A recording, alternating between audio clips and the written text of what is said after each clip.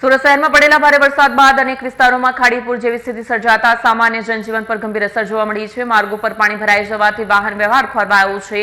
અનેક રહેણાંક વિસ્તારોમાં પાણી ઘૂસી જતા લોકોને ભારે હાલાકીનો સામનો કરવો પડ્યો। સુરત શહેરમાં પડેલા ભારે વરસાદ બાદ અનેક વિસ્તારોમાં ખાડીપુર જેવી સ્થિતિ સર્જાતા સામાન્ય જનજીવન પર ગંભીર અસર જોવા મળી રહી છે। સમગ્ર પરિસ્થિતિ અંગે વરાછાના ધારાસભ્ય કુમાર કાનાણીએ તંત્રની બેદરકારીને જવાબદાર ગણાવી છે। તેમણે જણાવ્યું કે પાલિકા દ્વારા વરસાદી પાણીના નિકાલ અને ડ્રેનેજ સુધારણા માટે અનેક યોજનાઓની જાહેરાત કરવામાં આવે છે, પરંતુ તેનો અસરકારક અમલ સ્થળ પર જોવા મળતો નથી।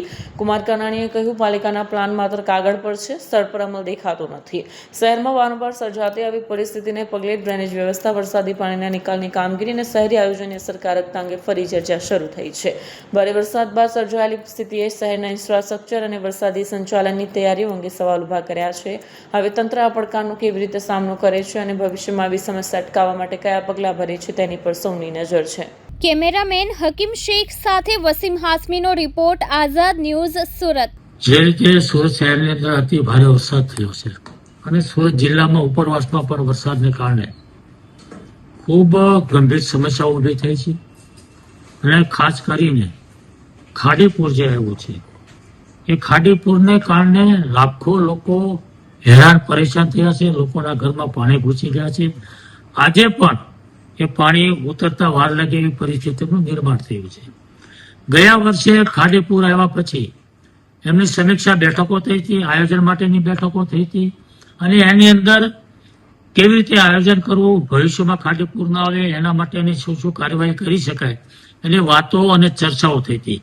પરંતુ દુઃખ સાથે કહેવું પડે કે એક વર્ષ વીતી ગયા પછી આજે એનું શું આયોજન થયું છે, કેવી કામગીરી થઈ છે, શું કામગીરી થઈ છે, કેટલી કામગીરી થઈ છે, કોઈ વાત નથી, કોઈ આયોજન નથી, કોઈ કામ શરૂ થયું નથી।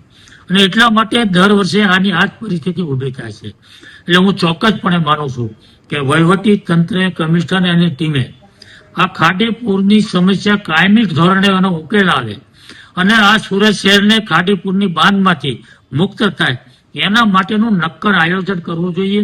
શું કરી શકાય, ટેકનિકલ લોકો, એન્જિનિયર લોકો સાથે આખું સર્વે કરી અને આ પાણીને ક્યાં લઈ જઈ શકાય, ક્યાં ડાયવર્ટ કરાય, કેવી રીતે ટાંકી સુધી પહોંચાડાય અને લોકોને મુશ્કેલી ન થાય એનું નક્કર આયોજન કરી અને તાત્કાલિક એનો અમલ કરી અને કામ થાય એવા પ્રયાસો કરવા જોઈએ, જેમાં વહીવટી તંત્ર સંપૂર્ણપણે નિષ્ફળ ગયું છે એવું હું ચોક્કસપણે માનું છું। કેટલા લોકોને અસર કરે છે કાકા ખાડી? લાખો લોકોને, લગભગ પોણા શહેરને આ ખાડીના કારણે નુકસાન થાય છે, અસર કરતા બને છે અને લોકો જ્યાં સુધી પાણી ન ઉતરે ત્યાં સુધી ઘરમાં રહી પણ ન શકે એવી પરિસ્થિતિનું નિર્માણ થાય છે।